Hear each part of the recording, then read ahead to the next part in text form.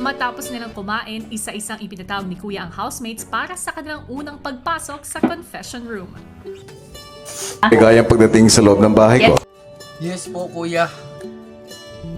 Parang excited ka. Di po ako muna ni Ron. English, Tagalog, ni Ron. Dili na, kinigin ni Ron. Tagalog, ni Ron. Timpas, ni Ron. Muna, kuya, excited ko, kuya, nga nakasulod. Bahala ka, kuya. Nakasulod ko sa bahay ni kuya.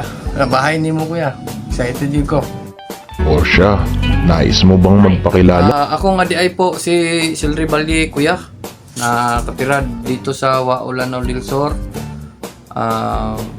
Talinto na ko, kuya, is kaon, tulog, bantay bata. O kuan, kuya, kanang balupod ko mo kanta, kuya. Luto po. Marunong ko kabalo og luto.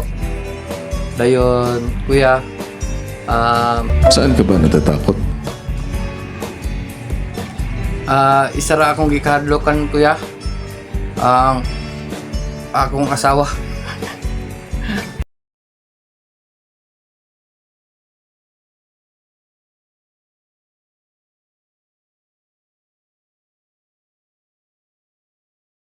Ano ba ang hilig niyong gawin sa labas ng bahay?